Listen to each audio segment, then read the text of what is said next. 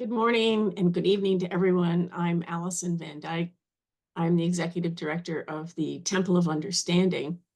And we are here today to talk about community-based organic food distribution and production, an extremely interesting topic to all of us. I was a farmer in Vermont for 10 years. I was a dairy farmer, so organic farming is very close to my heart. The Temple of Understanding, this is a program of ours. It's called Eco Justice for All. And the series is ongoing for the Temple of Understanding. We're a 65-year-old interfaith organization. We advocate for interfaith values in the secular setting of the United Nations and around the world.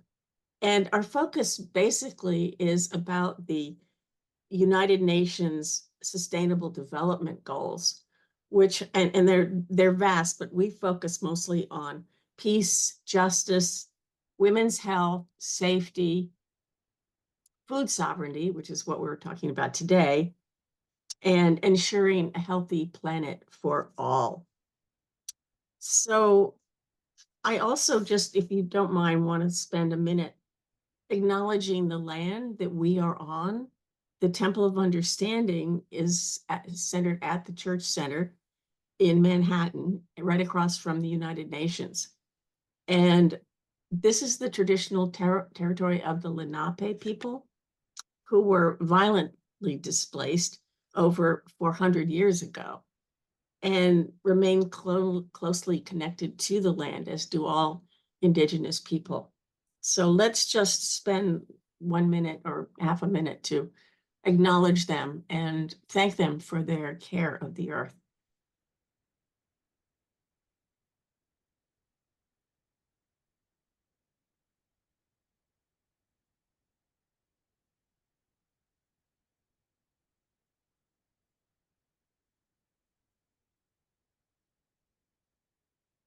Thank you.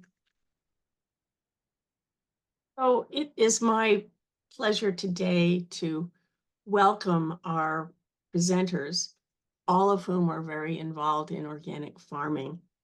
So, I thought what I would do is just welcome Linley Dixon, Vicki Assevero, and Chris Kayser. And Chris is from Japan, so I think he will be probably joining us in a little bit. And I wanted to start with you, Linley. I'm thinking that your Real Organic project, which you started with Dave Chapman, and which you and Dave still run, is really an amazing example to all of us of how small farmers can join together and create a wonderful network. And I know that you have a certification program, but that what you're really talking about is educating the farmers, each other, and then trying to include more and more people in this movement. So let's start with you. We're looking for your successes. We're looking for the problems and difficulties that you have encountered, and we're looking for the new project that you're going to talk about, that you're engaged in. Thank you, Allison. Yeah, I'm coming to you from my own small farm in Southwest Colorado in a town called Durango, about 30 minutes from the New Mexico border. So we actually farm for maybe only 4 months of the year, and then the rest of it moves into tunnels. And my own farm story is very much a community story. I'm a first-generation farmer. Land access is sort of the first biggest hurdle that you have to overcome when you're starting out. And I would say there's 3 big hurdles, and I feel like I've actually been able to overcome all of them 15 years in. And that's pretty exciting because I would say maybe only 1 in 20 at best young farmers make it. A lot of people want to do this work, but access to land is a big hurdle at the beginning. And then just getting skills. You know, a lot of us are organic farming in general, it tends to be very diversified. And so getting skills of, we weren't passed down how to fix a tractor or set up irrigation, all of those things we have to learn for the first time because that knowledge wasn't necessarily handed down to us from our families. But the beautiful thing, the third kind of big thing to overcome is then once you learn what you're doing, how do you market it? And farmers markets and CSAs have been a wonderful way for beginning farmers to learn, how to grow and start developing relationships with their community. But I would say that it's sort of a saturated market. Yeah, it's less than 1% of the food that our community buys. And once your farmer's market is full, it's kind of, maybe there's enough farmers with food for the community. It's kind of hard to break into the scene as a new farmer. I remember when I first did it, looking at the farmers that had been there for a while and looking at their lines and having the same stuff and trying to figure out how do I sell my stuff? And it comes over time with relationships and people start to trust you. But um, you get to the point where, and I have a beautiful land access story that if we have time, we can talk about. And I've met so many other farmers that have very unique land access stories. But once you figure out what you're doing, got the skills, marketing really is a challenge. And you're growing more than you can even move at the farmer's market. And that's where coming together as farmer cooperatives really is important. And because I don't think that the CSA and farmers market can really cover even, I mean, I'm a 2-acre mixed vegetable farm and we are already producing at least one crop, our tomatoes, where we can supply a grocery store. And with the ever consolidated grocery store markets, 60% of our fruits and vegetables are now imported. It's really hard to compete with dollar an hour labor wages. We pay a fair wage here on our farm. So we need to come together, I think, and figure out how to better market our stuff as a community. And food hubs have traditionally been the way to do that. Many of those were funded through the government, and those were temporary. And so what we saw across the country is that this rise of food hubs and then disappearance of food hubs as soon as the funding went away. And I believe that that's something that we should continue to invest in, because I think really the economics of scale, we're still working on such a small scale and it really is a community benefit, that this is something that I think most people want to purchase their local food. And then it's really hard to only get it one day a week at the farmer's market. And so I really do believe that there is a demand there. But the infrastructure required to pool all of your product is challenging. So the same thing was starting to happen in the organic movement, certified organic, where farmers that had access to markets for decades really all of a sudden started to lose the shelf space. And that was sort of the beginning of the formation of the Real Organic Project, which is a grassroots farmer-led effort to increase integrity and transparency in the USDA organic standards. And when we were looking on the shelves and learning about the products that were displacing our organic products, there were practices behind those products that weren't part of the spirit and letter of the law of what organic was.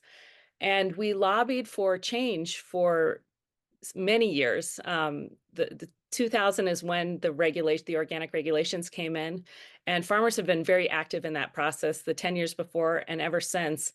And we weren't seeing movement on a lot of these things, just really ensuring that eggs and dairy, so all of the livestock was actually pastured. And soil health is so integral to organic farming, and we were losing that as well with the influx of hydroponic products getting certified as organic. And so we came together, we formed the Real Organic Project. We have a farmer-led standards board that has increased standards for soil health and pasturing, and actually social issues such as fair wages, even just an understanding. We pass out documents like, here are your rights, and we do employee interviews. So we've added on all these things that we think should be part of USDA organic that we weren't able to accomplish.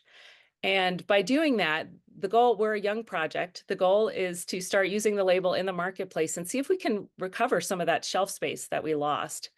And the exciting thing is that around the world, these add-on labels to organic have really been going on much longer than they have in the US. They've been going on for 45 years at least. about when the organic movement started in the US, these add-on labels have, were forming around the world. Naturland is a project that started in Germany, but is now 120,000 farms internationally. And a lot of those farms are very, very tiny, quarter acre farms. But if you're growing coffee that's shade grown among lots of other plants to feed your family, maybe you've got one crop, similar to our cherry tomatoes, that you actually can pool together with other farmers in your region and market that together. And so we've got coffee, tea, tropical fruits, things that we can't grow locally, chocolate, that we are, coming together as farmers, figuring out, how to pool that in a food hub distribution type way, but then label it to show that this is an organic product that has come from, a cooperative of farmers that give fair prices, fair distribution, fair contracts, so that when you're buying something and you don't necessarily know the farmer, something like coffee that you can't find locally, you feel connected to a farmer network and you understand, you feel like you can support something that's truly organic. And so that is the partnership now between Real Organic Project and Naturland, and they have had add-on standards for 45 years, and they're showing us how to do this, really. So we're very grateful for that connection. They actually came to us and said, "We've been waiting for you in the US. What took you so long to form add-on standards to organic? This should be part of what you've been doing all along." And so we've been learning from them, and just very excited about offering organic products from around the world from small farmers in collaboration. That's incredible, wonderful. I think the connection with Natureland is amazing. I mean, because I think it's so important that we also think internationally, since, we know that things are being exported that are not so healthy and being forced down governments' throats. It, and that's, I think, an area that Vicki is going to cover for us.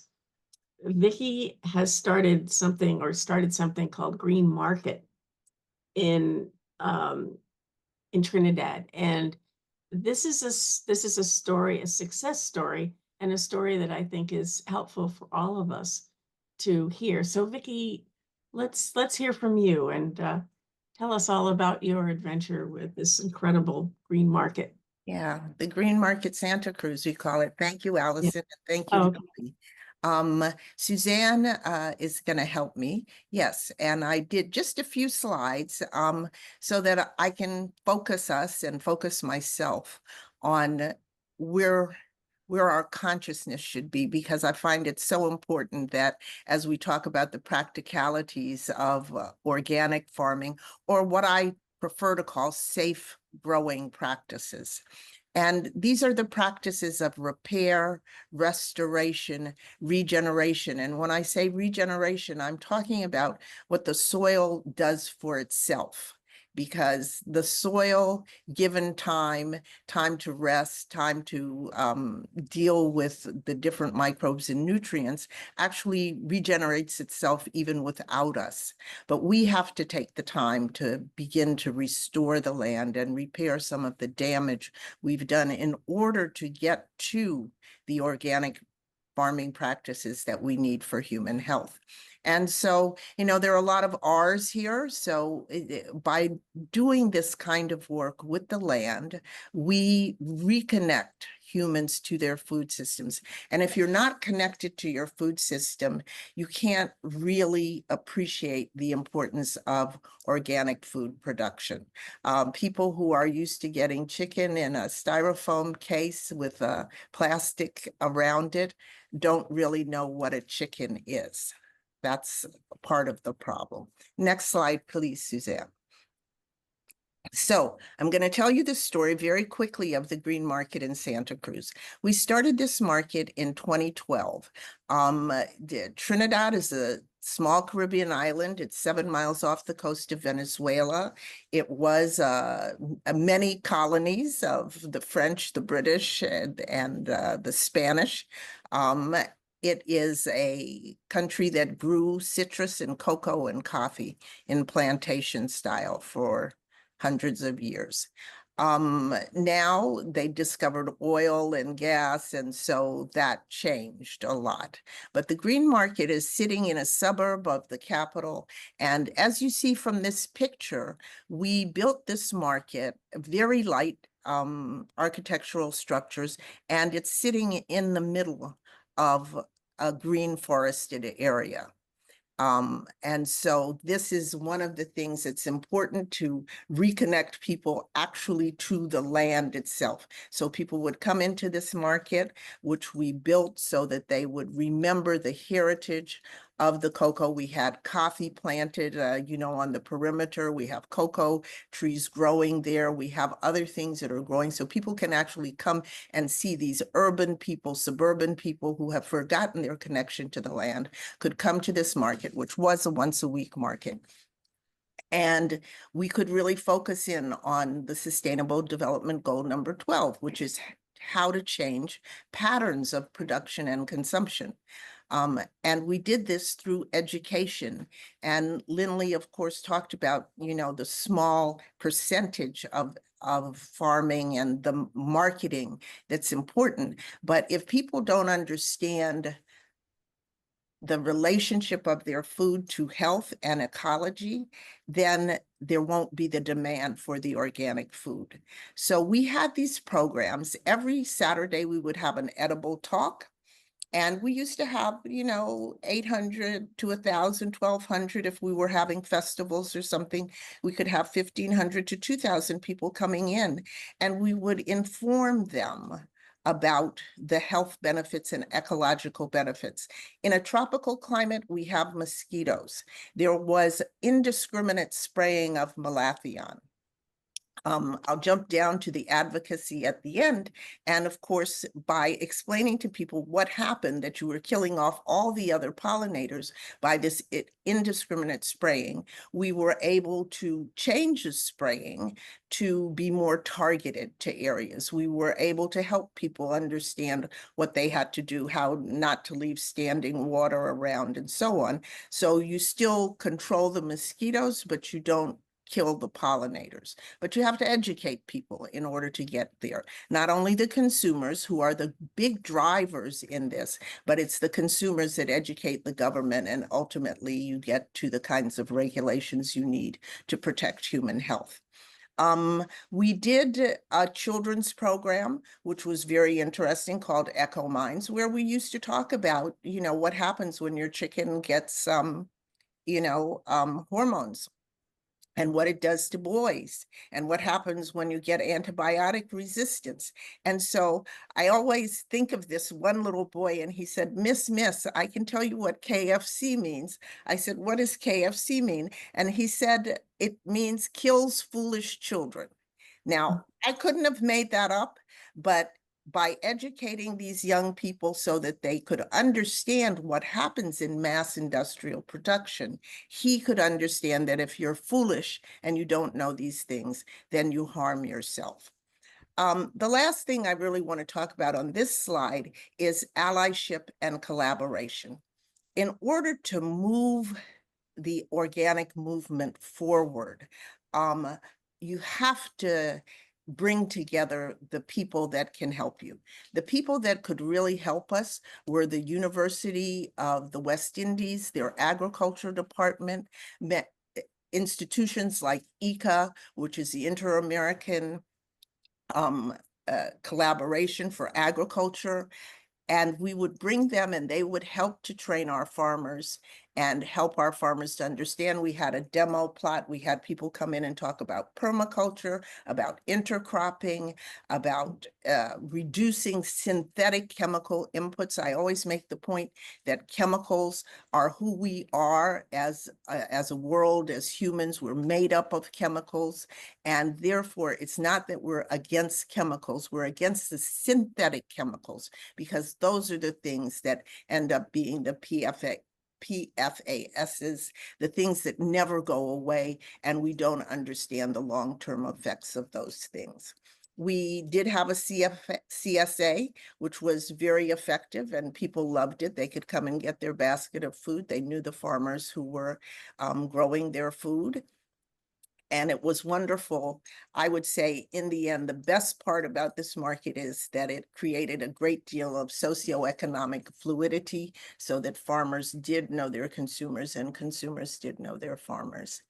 Next slide, please. We're going to go fast. So this was our motto, choose health and happiness. We explain to people that it is a choice that you make about whether you're healthy or not. And we have a lot of issues of diabetes and hypertension in the Caribbean.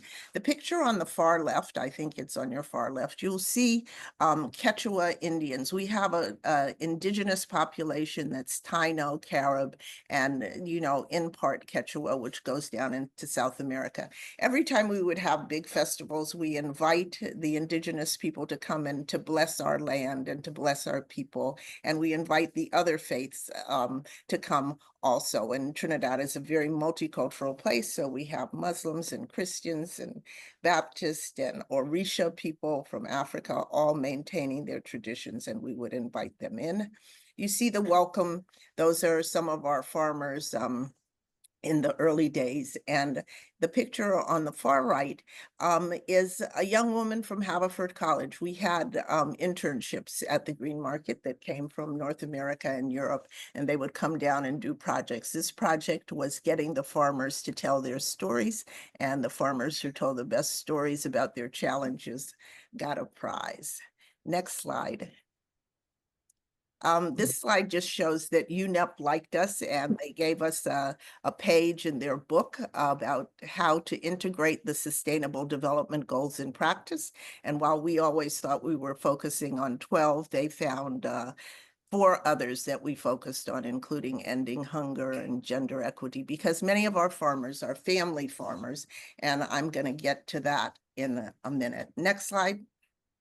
So that's the story of the Green Market. You can ask me some questions about it, but it does show that by bringing the farmers together with consumers from all over Trinidad, you can create a distribution channel of its own. And then the people, these consumers who now have a direct relationship with these farmers, they can call them up and get things that they need outside of the market days.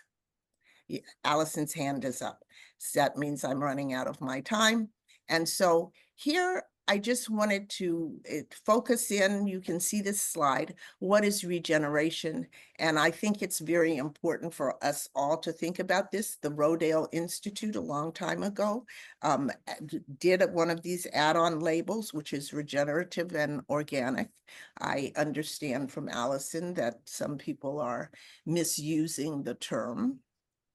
And that's too bad. Last slide, I think.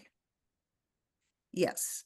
So I close on this note that transformation is the ultimate harvest of cultivating awe.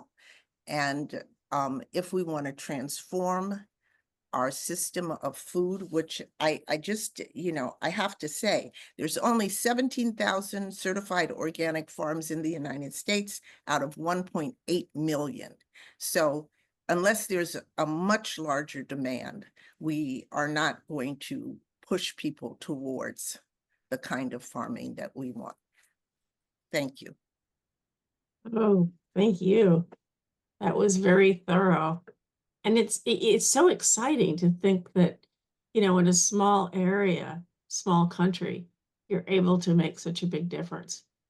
And I think that that is the example, or one of the examples, that we want to put out. I'm sorry that our third speaker, Chuck Kayser, has not joined us from Japan, but we know that time constraints and things like that are probably difficult. But I wonder if the two of you might talk a little bit more about the challenges of promoting organic within, let's say, communities. And I'm also thinking about religious communities, but like on my little island, we have an interfaith community. And what we basically do is talk to each other about how to improve our different sites in terms of becoming more eco-friendly. And things like nobody uses paper anymore. And we have this amazing machine that you can put your garbage into, and it incinerates the whole garbage. And then you can put that on your lawn and your gardens and things like that. So it's like more of an informational process. And I think that's a model that also we could use, because one of my basic feelings about the interfaith movement in general is that we have a moral calling to try to explain to people why organic farming is so critical. So that's why we're all here, is basically to promote that. So I wonder if the two of you might sort of address some of those challenges that we all seem to face, and then give us sort of like what brings you hope with what you do. So Linley, let's start with you, and just the two of you just dialogue a little bit about some of these things. I'm sure you have lots of questions for each other. Sure. Yeah, no, it's great to have an extra opportunity to speak. Always have a lot to say. I'd say one of the biggest challenges in our community and everywhere really, but specifically what's happening here is that the chemical industry is very they're very smart in how they message. And one of the big things that is coming up here is invasive weeds. And so even the, most organic people in their lives feel they have this responsibility to spray their invasive weeds. And it's in the papers, it's in the extension service, it's all along the roadsides. And we have a Canadian thistle here that actually the bees love. And as much as we've sprayed for this particular weed, everybody talks about thistle, and it's like an embarrassment if you have one flowering on your property. But they're all resistant to the older herbicides, 2,4-D in particular. And now we're using newer chemistries that are hormone-like, and they're kind of, I don't know if you know much about plants, auxin-based, so growth regulators. So in the smallest parts per billion, you can actually kill a plant now. And the EPA rates these very environmentally friendly because they say you only need a little bit. For me, that means it's quite toxic. You only need to spray once every 5 years. For me, that's saying it's very persistent in the environment. And so they twist some of these horrible qualities of a chemical and make it seem very environmentally beneficial. And then they infiltrate, our local paper with these stories of how everybody needs to be a good environmental citizen and spray these weeds. And I'll see my organic champions from the farmers market, and they'll talk about how they had to spray using these chemicals. And so I just hope that everybody can be really aware of the microphone and the tactics that the chemical industry uses. Often in the developing world, they're giving these chemicals out for free, and there is no instruction, or it costs money to have protective equipment. And local people don't have that equipment available. And so you'll see people spraying. And I had a background in plant pathology and was able to travel developing, looking at diseases that were taking off. And I would see things like leaf miner being a problem. Now, leaf miner is not a pest, but when you get rid of all the beneficials on a farm, leaf miner becomes a pest. And so just understanding that this is a cycle, and organic farmers tend to take a deep breath when they see a pest outbreak and just say, let's wait for the beneficials to come in. And they always do. And so we just need to not have that reactionary approach. And it's so easy at the right time of year to just go underneath and stab those thistles with a shovel. It's just like we've forgotten how to be good stewards. So I guess that is my message, is to just be very wary of the microphone that and kind of the power that the chemical industry has, and try to be aware of how they might be kind of rewriting the story to make you feel like you have to spray in order to be an environmental steward. And that's just simply not true. What gives me hope? Do you want to come back to that, Allison, or should I go ahead? Yeah, let's come back to that. Let's let Okay. Vicki chime in here.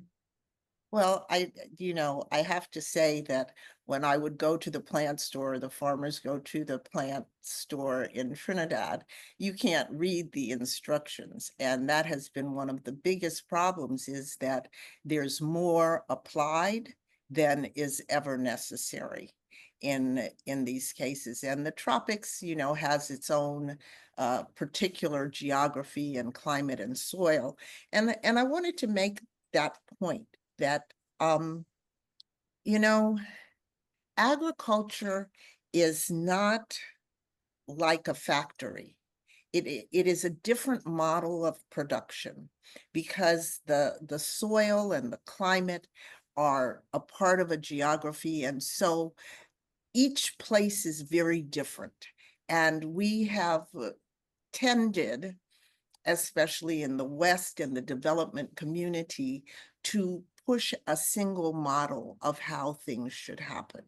These invasive species, we are not going to be able to rid ourselves, because we have airplanes and ships now. And they move around, they move on air currents, they come in to places and they settle, just like any other migrant.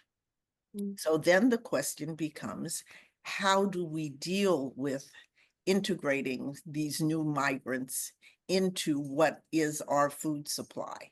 And I think it's complicated. Linley is probably better people. We need the scientists to help us to deal with this. We have hugely invasive bamboo in Trinidad.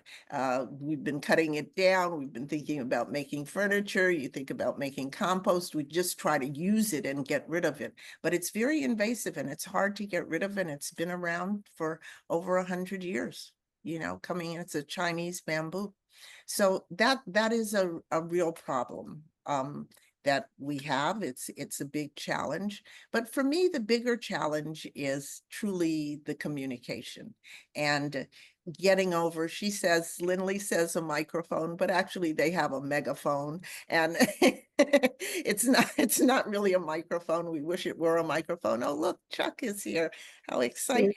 I'm going to stop talking so we can hear from Chuck. Yes, let's hear from you, Chuck. So Chuck has worked in Japan for 26 years, and he has a farm that is a teaching farm, all about organic, and he's doing an amazing job. So Chuck, tell us a little bit about Japan and what it's like to work in Japan, and what issues you have had to overcome in order to do your organic teaching farm work.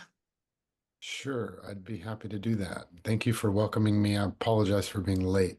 I was confused about the time of starting. Um, I think I said briefly to the small group that we were messaging, I am not a trained or educated farmer. I'm self-taught, and I feel like that's my greatest asset in a lot of ways, because I feel like I felt the change that organics did for me. Being just a regular person who just ate whatever came along and accepted the food system for what it was, and never asked any questions and never challenged it, to finding, oh my gosh, gardening is wonderful. First of all, spending time in nature is great. Then, wow, gardening is wonderful. And then having so many vegetables that are organic that I have to eat them all. I have to eat them all, because I'm not going to throw them away. And suddenly my whole energy, my whole outlook, my whole connection with my body changed. That I felt like, wow, this is incredible. And then I had so many that I had to start selling them. And I felt like, oh, I guess I'm becoming a farmer. And through the whole thing, I just found these great connections with our roots as civilization, our communities, our own bodies, as well as nature and the real balance of things.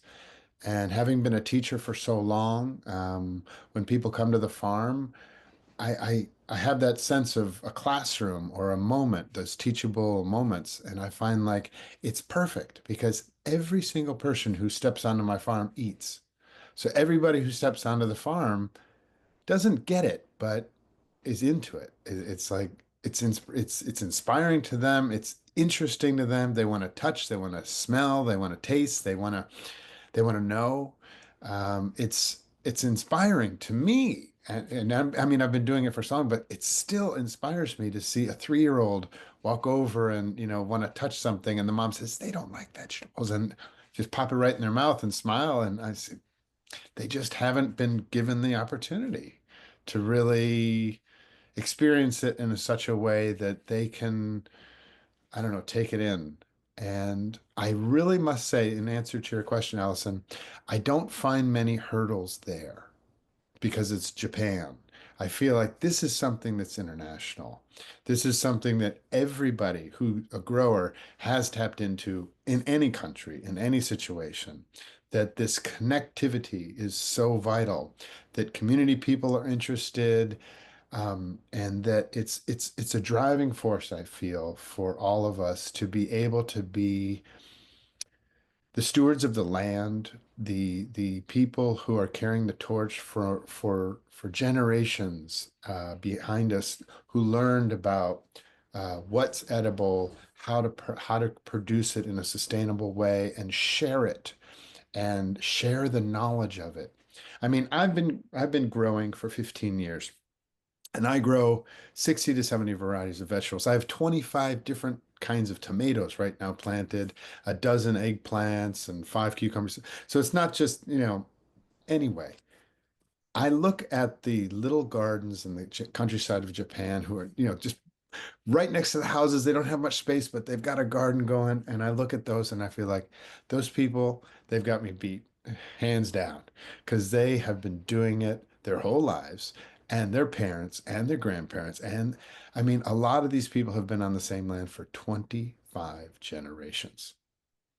Mhm. No lies. I mean, these houses are 200 years old. They've learned from their ancestors. They've learned exactly how to do it, how to plant, when to plant, what to plant, how to preserve it, how to cook it, how to share it. And it's just a way of life. And then you go to the city where I live, and it's just a city, like any city.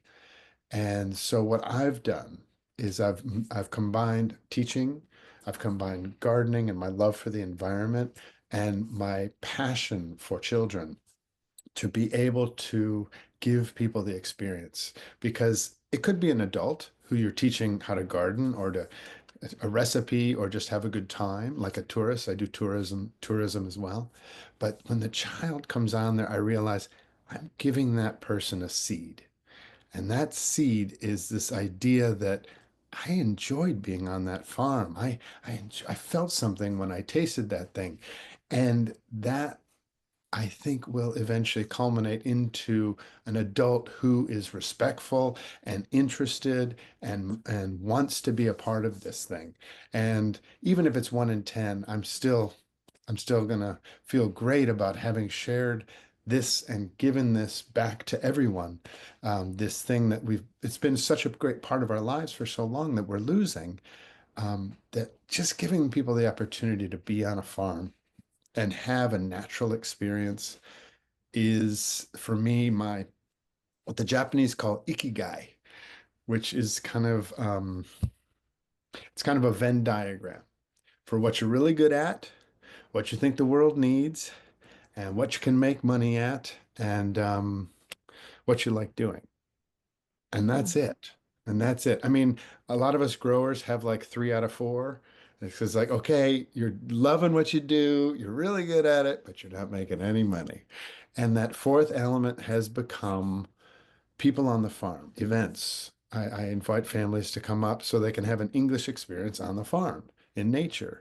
And it's become really popular. And I feel like, yes, this is the sweet spot. So my message to everyone who's struggling out there, who knows what they're doing is the right thing, but they just can't make ends meet. They've tried to do added value products like pickles or pizza ovens or, seed saving or farmers markets or whatever. I've gone through all those things.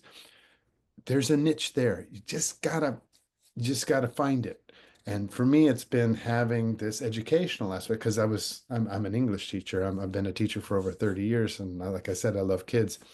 There's a formula out there for all of us to find, because I believe everybody who comes onto my farm, from a 3-year-old to an 80-year-old, has a great time. It's something that's of value. And it could be that some other farmers who are out there who may be listening could add this to their repertoire to give experiences. This is a valuable thing. I mean, people pay hundreds of dollars to go to Disney World.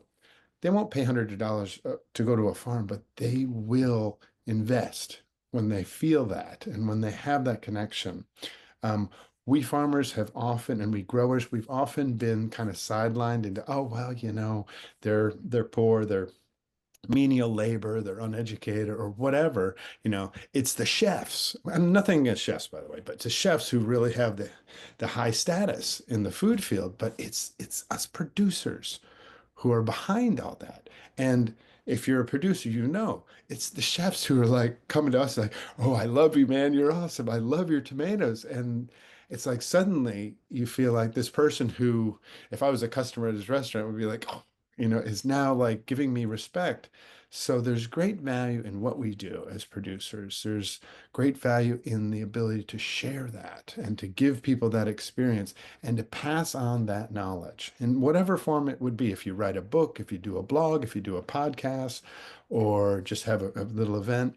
But for me, it's about giving people the experience to see and be on a farm, plant something, weed, even trellis something, harvest something, prepare it together and have that meal and go home and process that and feel like, oh yeah, that was a positive thing for me.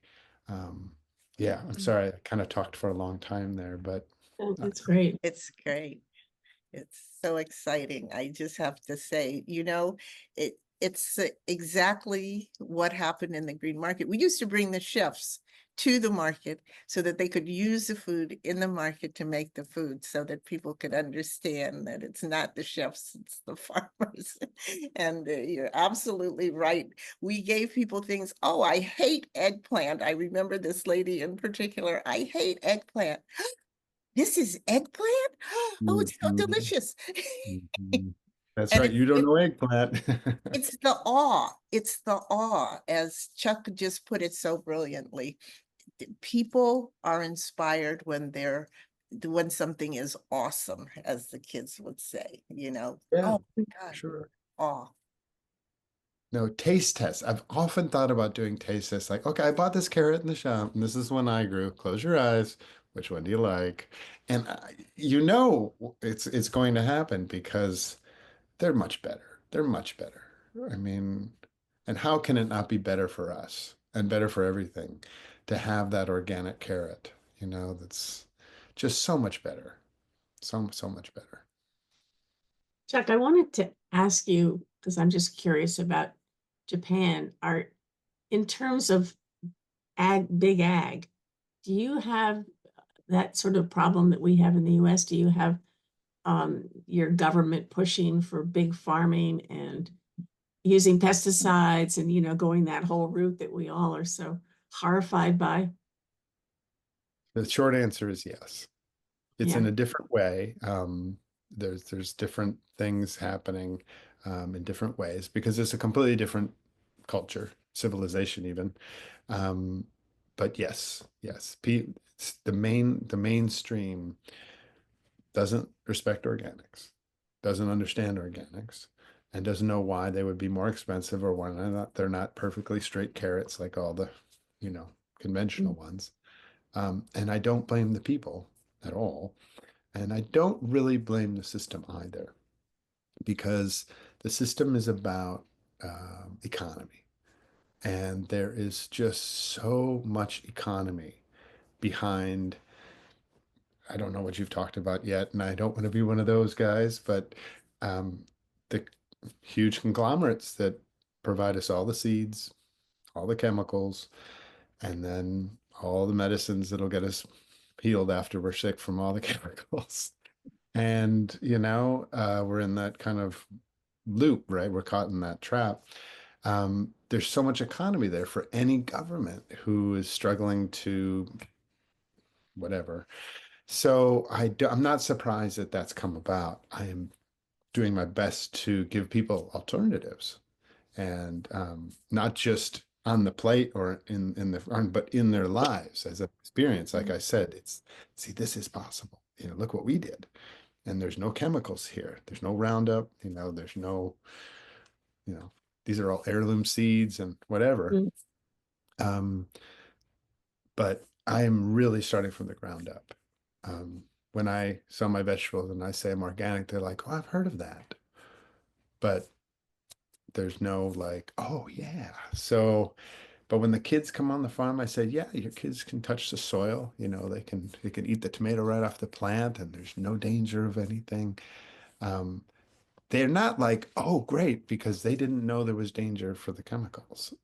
Mm. So it's the other shoe drops there, doesn't it? It's like, oh, you know, there's not even that. And it's not that, of course, the Japanese aren't able to understand that. It's just, it's not in their purview.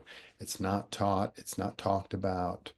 Um, so I'm not going to say I'm fighting by myself, or I'm, you know, the only voice out there. There's plenty of people who come along who do know, but the mainstream again is not there. So, like I said, looping in the mainstream loves English, loves their kids, loves experience for their kids. So I'm tapping into that mainstream, and through that, getting people who had no idea about this. And that's where I feel like, because I just started this a couple of years ago and it's just starting to snowball, that, okay, now we can really start delving into some of these things like, okay, supermarket carrot, my carrot, which one do you like? You know, or something like that. And not to like test or not to overwhelm people with ideas, but just to give people the opportunity to realize that that is true.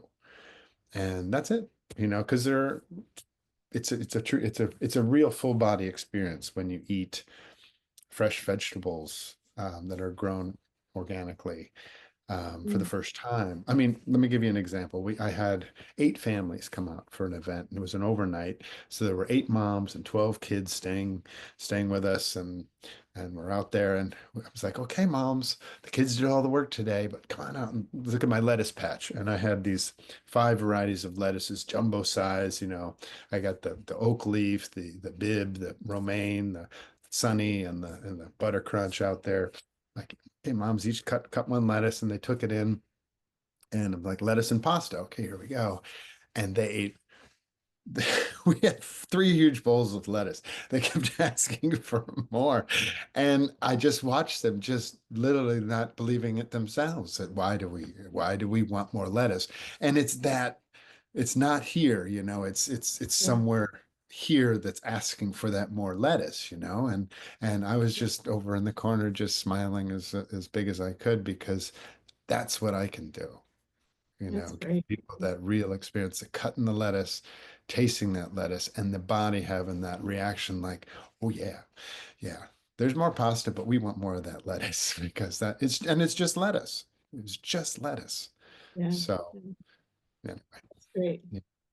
Linley, what kind, do you have questions for Chuck? Or, you know, also Chuck didn't hear anything about what you do, so we'll have to fill that in with him later. I'd love to But hear more. yeah, I know you would. This will all be recorded, by the way, so you can all hear it again. I don't see lots of questions, so let's go on to what gives you hope, because I think that's so important for a farmer, for all of us. You know, how do we, in spite of the difficulty that we have fighting the big guys, the system, let's say, it's not working for us. How do we have hope that we can make a difference in this world? So Lindley, let's start with you. For me, the biggest thing is that I wanted to do this, and there are so many young people that want to come back and farm, and they want to do it organically. A lot of the Midwest, you know, big grain farms where you sit on a tractor and spray chemicals, the next generation doesn't want to come back and do that, but they're coming back to their parents and saying, we know another way, we've heard about another way, and they're trying to introduce that to their families. So I would say the young generation tends to be heavily organic. A lot more women, a lot more underserved groups are coming back, and we want to farm. So that is so exciting. There are huge hurdles. I have a lot of questions for Chuck, whether this kind of young farmer revolution is happening in Japan, and if they have the same land access. Like, that is such a big one, right? Where are they finding land to do this? Because it's so expensive. And then the second piece that gives me hope is the community where I am, and stories from all across our country. There are a lot of eaters that are supporting their local farmers through land access. That's how I got my land, as someone in my community said, I would like you to farm here and I want you to own this land. So that was unique. I want you to be able to own this land. And they helped us do it.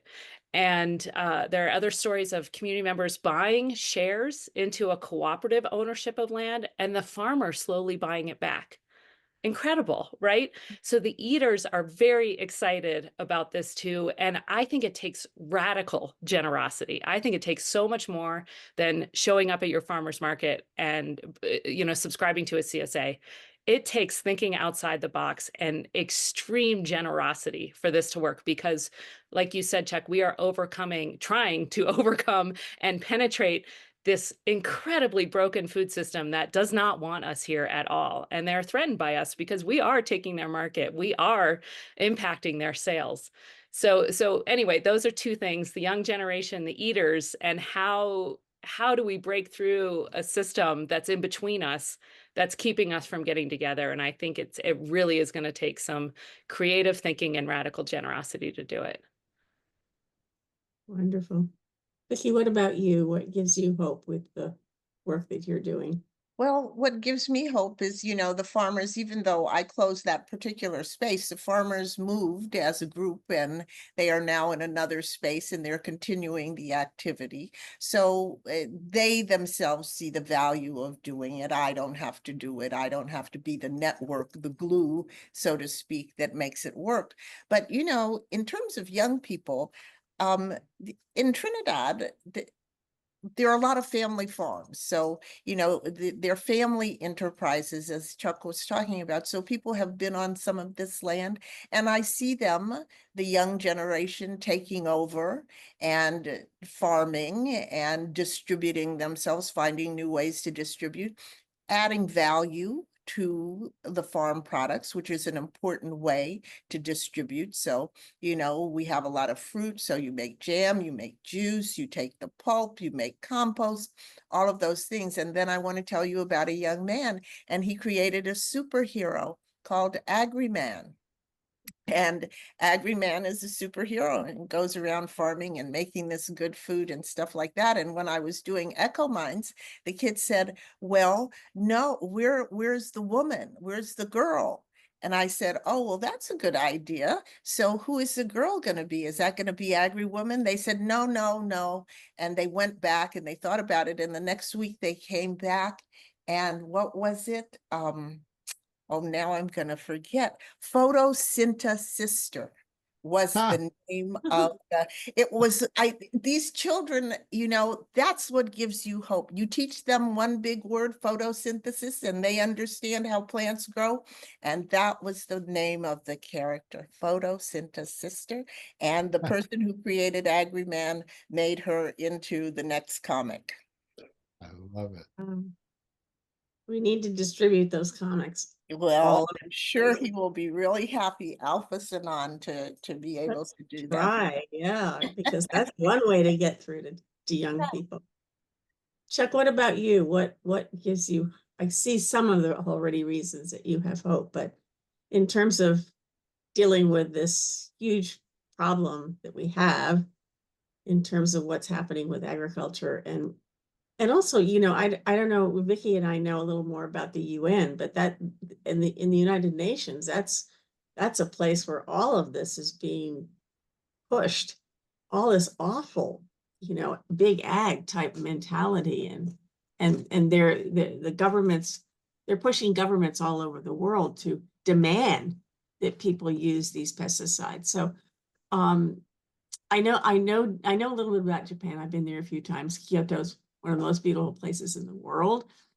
But I'm just curious about what gives you hope up against this giant that we're all trying to struggle to deal with. Yeah. I guess for me, I'm not struggling against the giant for one thing. And that's not because I don't know about the giant, and it's not Mm, because I don't think their struggle isn't a very important thing, but my story, again, it comes from nothing. No, I was never on a farm before it was my farm. And it started as just a patch that I threw some seeds down and the deer ate everything. And then I put up a fence and I got something and I was hooked. And then more and more, and suddenly it's like, oh my God, I got way too much. And monkeys are my biggest pest. You cannot imagine the hell I've been through with monkeys. They're so smart. And there's 40 of them and they work together. Anyway, yeah, um, yeah. what I've found is just the real personal connection I've had Mm, through this whole process. Being outside in the rain, in the heat, in the snow, in everything is great for our bodies. It's absolutely the best thing to be exposed to all the temperatures and all the weather and to get too hot, too cold, to be pulling weeds, hauling stuff, picking up stuff, working our bodies in all sorts of full body workouts. This is very good for us, for feeding our bodies. From our labors. I mean, it's a tight little circle. I'm working off the calories that I'm then producing, and this is a wonderful feeling. And when it rains, I sleep like a baby because I'm like, yes, it's getting watered. So I have this real personal connection to things. And it's more than hope. It is a way of life that I have found for myself. And I don't know how better to describe it than it's a part of me now.